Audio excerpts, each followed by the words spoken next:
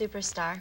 Now, I understand that all of the songs on your new CD are original music, and you really put your heart and soul into your music. Yes, I did. I worked very hard.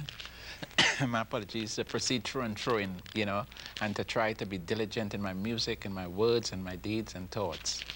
And I thank you very much for how to say, inviting me here today. It was my pleasure. Thank you. And about the song No More Sorrow, what inspired this song?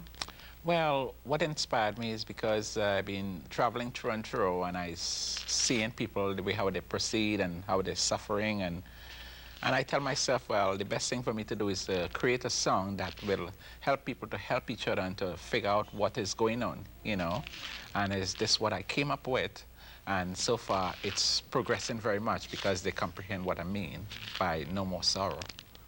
What would you say that the style of music on this CD, what would you say is your style? Because you do a little pop, reggae.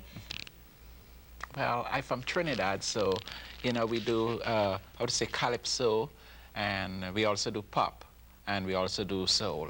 So I bring it to pop and soul, you know, with a little reggae in between. It's extraordinary, you know, they're listening to music completely, you know, they will, you know, comprehend the meaning of the song and know what I'm really trying to tell them in that message. Now, do you come from a background of musicians? Well, no, I did not, but our country, as I say, is Trinidad, and we does a lot of singing and performing. And even in the schools, they also introduce different contests and different performance for the kids in them also. And I just intervene, and I never stop since. That's very interesting. It now, is. I understand that you lived in New York, and you now reside in Omaha. Yes, I do. Now, did you go straight to New York from Trinidad? Yes, I did. Yeah, my mom sent for my brother, my sister, and I. And we came up the same time in July '88 in New York, and I decided to come straight from Trinidad straight there.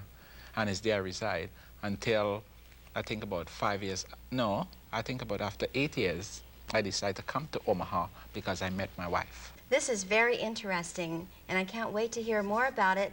Now we're back from our station break, and we're here with Superstar, and we were just about to get into why you came to Omaha. Yes. And your wife. It's my wife.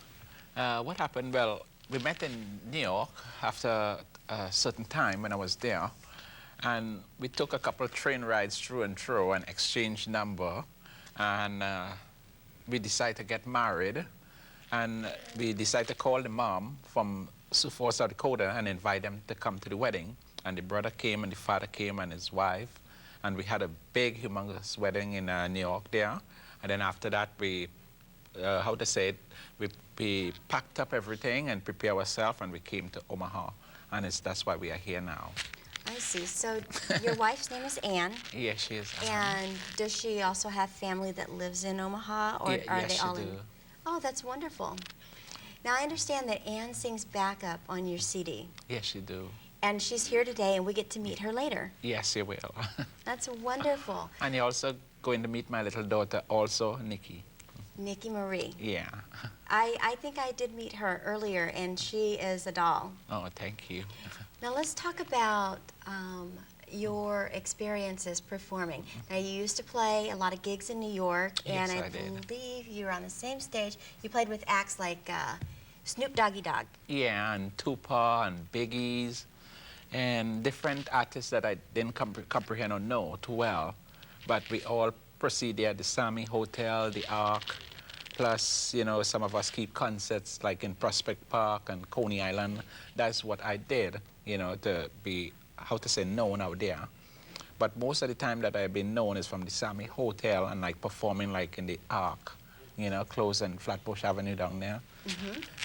And I put out flyers and advertise, and I does a lot of things, you know, and that's how I get known also too. And by traveling, you know, all that helps. I see. So how much of your music and your style of music was influenced by the time that you spent in New York? Well, I think it influenced a lot of people up there because since I was there, it had a lot of, how to say it, crime. and it kind of cooled down because of the, how to say it, I'm a role model for a lot of kids out there, and by seeing me proceeding and things, they decide, well, to go a good road, you know, take a good street. Speaking of children and your song that you sang, No More Sorrow, and you did experience some pain and sorrow because it was a tragedy that happened to your brother. Can you tell us about that? Well, how to say it, my brother died in New York. He was mugged and took all his gold and everything and killed him, broke his neck. Oh, that's... That is part of sorrow. And when I mean no more sorrow, also I mean, well, no more pain. No, you know, I don't have to ask anybody for anything because I could also work and get everything I need. Because in Trinidad, kind of difficult and things are pretty expensive there.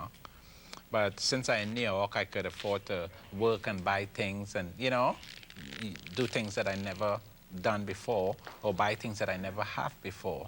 So that's why I say no more sorrow. And by helping out a lot of people, I could do a lot of good by helping people. So that's why I created this song. That's wonderful. I could tell that there was a lot of feeling that came from that song. Now we're going to get to hear another one of your songs, and we're going to see your video. And the name of the song is called Dreaming. Is that the second song? The second song? The second song is I Am Missing You, was it? Oh, okay. Yes, You're right. I'm missing you. I'm sorry. Oh, that's okay. I apologize. It is. It's I Ain't Missing You. Right. And tell us where we can buy this CD.